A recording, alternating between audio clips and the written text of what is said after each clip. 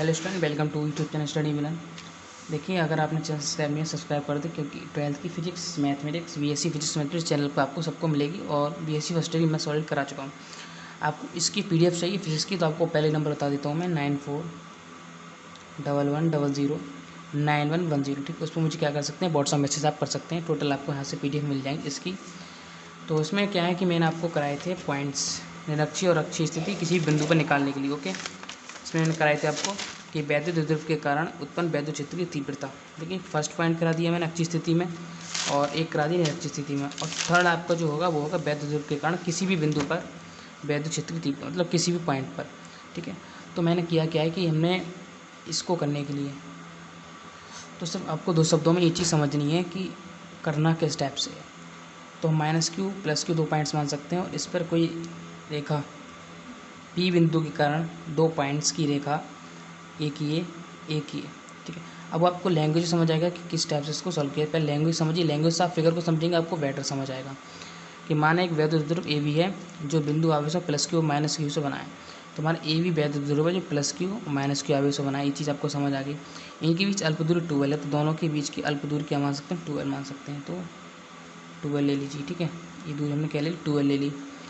माना इसका द्विध्रुव आघूर्ण P है, और द्विध्रुव आघूर्ण हमने क्या मान लिया, इसका P मान लिया, जिसकी दिशा इसकी अक्ष की अनुदिश ऋणावेश से धनावेश की ओर है।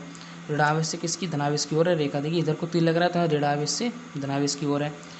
एक वैद्युत ध्रुव O से एक बिंदु P है जिस पर वैद्युत क्षेत्र की तीव्रता ज्ञात करनी। तो O से एक P है बिंदु हमारा, O से लेकर R तक की दूरी में, और हमें P की क्या है, इसकी वैद्युत क्षेत्र की तीव्रता यहाँ पर P पर फाइंड करनी है, ज्ञात करनी है।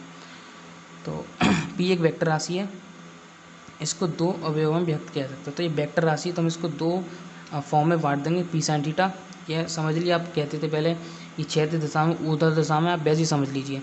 तो क्षैतिज और ऊर्ध्वाधर दिशा में एक वेक्टर राशि को हम क्या कर देंगे, तोड़ देंगे। तो P sin थीटा तथा P cos थीटा, हम दो राशियों में इसको कन्वर्ट कर दिया। और यहाँ पर हमने कोई E1 E2 तीव्रता मान ली, और E इसकी पूरी परिणामी तीव्रता मान ली। ठीक है, हमने 2 पॉइंट्स इसके कर लिए, मान लिए। ओके, इसकी दूरी हमने क्या तक के ले ली, R दूरी ले ली। तब बिंदु P पर P cos थीटा के कारण विद्युत क्षेत्र की तीव्रता E1 वेक्टर, तो P cos थीटा के कारण हमने E1 वेक्टर ले ली, तथा P sin थीटा के कारण E2 वेक्टर, तथा वैद्युत ध्रुव AB के कारण P क्षेत्र की तीव्रता E वेक्टर बराबर E1 + E2 वेक्टर। तो दोनों का हम परिणामी फाइंड करना है। तो परिणामी के लिए मैंने आपको बताया E1 वेक्टर आपको फाइंड करना है, देन आपको E1 वेक्टर + E2 वेक्टर दोनों लेने पड़ेंगे। ठीक है, तो AB के कारण आपकी P पर वैद्युत क्षेत्र की तीव्रता। प्लीज़ वीडियो को लाइक जरूर कर दें, आपको समझ आ रहा हो तो। ओके, देन अब समझिए, बिंदु P अवयव द्विध्रुव आघूर्ण P cos थीटा की अक्षीय रेखा पर स्थित है। तो अक्षीय और निरक्षीय के लिए मैंने आपको दोनों करा दिए हैं। ठीक है, आपने नहीं देखें तो जाकर देख सकते हैं। आपको फुल प्लेलिस्ट की लिंक आपको वीडियो मिल जाएगी, जिस पर आपकी फुल प्लेलिस्ट लिंक दे रखी होगी। तो ये आपकी अक्षीय स्थिति में, जिसके आपको निकल के कितना आया था, 2P/R3, और निरक्षीय स्थिति में आपका निकल कर आया था कितना आया था,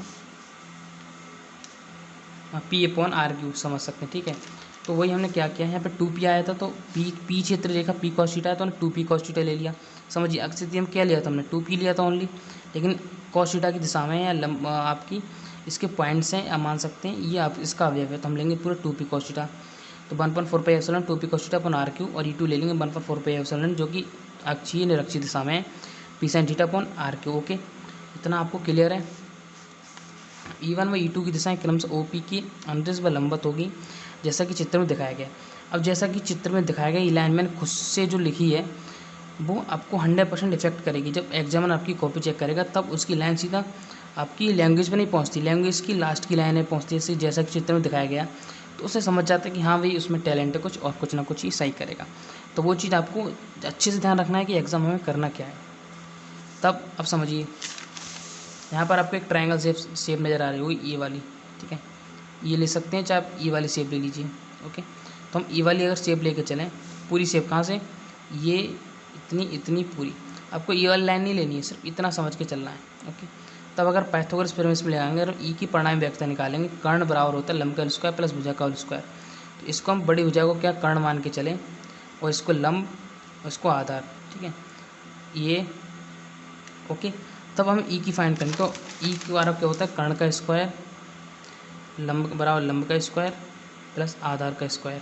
ओके, तो ई का स्क्वायर हटाने के लिए हमने क्या लगा दिया, यहाँ पर रूट लगा दी, कोई दिक्कत नहीं है। E1² प्लस E2² आधार और कर्ण हमने ले लिया, बाई पाइथागोरस मैंने लिख दिया है। अब यहाँ पर E1 E2 की वैल्यू में एक चीज़ कॉमन है, 1.4 पाई एप्सिलॉन और 1.4 पाई एप्सिलॉन। हमने 1.4 पाई एप्सिलॉन कॉमन ले लिया। अंदर आपका 2p cos theta upon r cube, यहाँ से देखिए आपका 2p अपन cos theta upon r cube, 2p अपन cos theta upon r cube, 2p sin theta upon r cube, इतना बचा। तो दोनों का क्या कर लिया हमने, होल स्क्वायर। ओके, देन ई बराबर 1.4 पाई एप्सिलॉन कॉमन ले लिया, p upon r cube common ले लिया, क्योंकि p a दोनों स्क्वायर हैं, बाहर आ जाएंगे, स्क्वायर हट जाएगा क्योंकि वर्ग से बाहर आ रहे हैं। यहाँ से r क्यूब स्क्वायर है, ठीक है, r क्यूब का स्क्वायर है, स्क्वायर तो हट जाएगा जब बाहर आएंगे, आपका r क्यूब बचेगा 2p r क्यूब। अंदर आपका 2 2 4 मतलब 4 हो जाएगा, cos स्क्वायर थीटा प्लस ये हो जाएगा sin स्क्वायर थीटा, ठीक है। यहाँ आपका क्या हो गया, आंसर हो गया, आपको यहीं तक करना था। अगर आपको ये पॉइंट पसंद आए तो प्लीज़ चैनल को सब्सक्राइब वही कर दें और दोस्तों से ज़रूर शेयर कर दें। हालांकि मैं मानता हूँ कि व्यूज़ कम है, सब्सक्राइब कम, लेकिन मैं आपको फुल्ली पढ़ा, ठीक है, आपको पढ़ाने में कोई दिक्कत नहीं आने वाली। फुल्ली नोट्स मिलेंगे आपको 9411009110, इस पर मुझे क्या कांटेक्ट कर सकते हैं, देन आपको मैं टोटल नोट्स सेंड कर दूँगा, ठीक है। अब ये एक मोस्ट इम्पोर्टेंट पॉइंट है आपका कि एक समान बहाव वैद्युत क्षेत्र में रखे वैद्युत द्विध्रुव पर लगने वाले बलयुग्म का आघूर्ण, ये आपको क्या है फाइंड करना है। ये आपको मोस्ट इम्पोर्टेंट है, शॉर्ट में बहुत ज़्यादा पूछा जाता है, सिर्फ छोटा सा ही है। हम क्या इसमें वैद्युत क्षेत्र बना लेंगे ई, ठीक है, इस टाइप से लाइनिंग करके वैद्युत क्षेत्र हमने क्या मान लिया, ई मान लिया। उसमें हमने कोई 2 पॉइंट्स -q +q उसकी तरह मान लिए, 2 पोल, या मान लीजिए ए भी ले लिए। इस पर -q +q आप भी समझ सकते हैं, और दोनों की हेल्प दूरी हमने क्या ले ली, 2l ले ली, ओके, जो कि मैंने लास्ट में भी समझाया था। और इसका जो लंबवत दिशा है, या इनका मान सकते हैं लंब कोण हमने जो लिया है वो 12 sin थीटा ले लिया है। और इस पर f इधर को बल लग रहा है, इस पर f इधर के लिए बल लग रहा है, ये भी 2 पॉइंट्स हैं, और यहाँ पे हम कोई थीटा कोण ले सकते हैं, ठीक है। लैंग्वेज से आपका पूरा क्लियर हो जाएगा। देखिए लैंग्वेज आप अपनी तरफ से लिखिए चाहे एग्जाम से लिखिए, कोई फ़र्क नहीं पड़ता, ठीक है। यदि हम किसी वैद्युत ध्रुव को एक समान वैद्युत क्षेत्र में रख दें तो वैद्युत ध्रुव पर एक बलयुग्म कार्य करने लगता है। यह बलयुग्म वैद्युत ध्रुव को क्षेत्र दिशा में लाने का प्रयास करता है। तो प्रत्यानयन बल के बारे में प्रत्यानयन बलयुग्म कहते हैं। तो जो हम अगर बलयुग्म किसी वैद्युत ध्रुव में रखते हैं, वैद्युत ध्रुव को क्षेत्रीय दिशा में लगाने का प्रयास करता है। अगर हम वैद्युत ध्रुव को किसी एक समान वैद्युत क्षेत्र में रखते हैं तो वो क्या करेगा, बलयुग्म कार्य, इस पर एक बलयुग्म कार्य करेगा जो वैद्युत ध्रुव को क्षेत्र की दिशा में लाने का प्रयास करेगा, ठीक है। और जैसे आप क्या कहेंगे, प्रत्यानयन बलयुग्म कहते हैं। और इसे हम किससे फाइंड करते हैं, टाउ बराबर एक बल, ठीक है, मतलब F गुणा दोनों बलों की किरीय रेखाओं के बीच की लंबवत दूरी। लंबवत दूरी हम कितनी है, 12 sin थीटा ले ली, L दूरी में आ गया, लंबवत दूरी है मतलब आपकी, तो sin थीटा हमने ले ली क्योंकि कोण में ली जा रही है आपकी, और 12 की अल्प दूरी है, तो F × 12 sin थीटा। और F बराबर कितना होता है, QE होता है, आपने फॉर्मूला पढ़ा होगा, F बराबर कितना होता है, QE। तो F की इक्वल हमने QE ले लिया 12 sin theta, 2QL × E sin theta, पूरा लिख लिया।